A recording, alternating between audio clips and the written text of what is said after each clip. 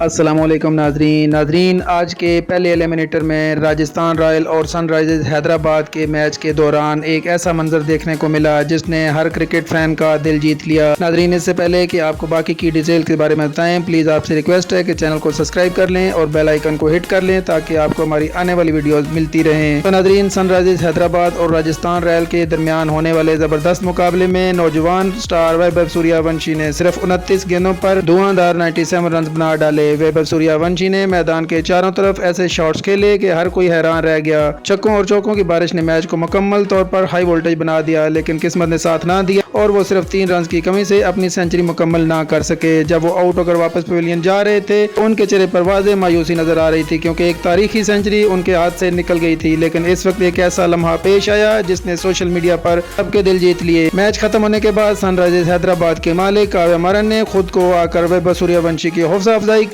انہوں نے نوجوان کھلاڑی کو شاندار اننگ پر مبارکباد دی، ان کا مورال بلند کیا اور بتایا کہ اس نے پوری دنیا کے دل جیت لیے ہیں۔ یہ منظر اس لیے بھی خاص تھا کیونکہ آج کل کرکٹ میں صرف جیت اور ہار نہیں بلکہ کھلاڑیوں کی حوصلہ افزائی اور احترام بھی بہت اہم سمجھا جاتا ہے۔ کاویہ مارن کا یہ انداز فینس کو بے حد پسند آیا اور سوشل میڈیا پر لوگ اس لمحے کی خوب تعریف کر رہے ہیں۔ صرف 29 گیندوں پر 97 رنز بنانا کسی بھی نوجوان کھلاڑی کے لیے بہت بڑی بات ہے، اور اگر ویبھو سوریہ ونشی اس طرح کھیلتے رہے تو آنے والے وقت میں وہ کرکٹ کی دنیا کے بڑے سپر سٹار بن سکتے ہیں۔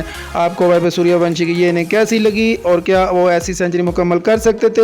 اپنی قیمتی رائے کا اظہار کمنٹ سیکشن میں ضرور کیجیے گا۔ اگلی ویڈیو تک کے لیے خدا حافظ۔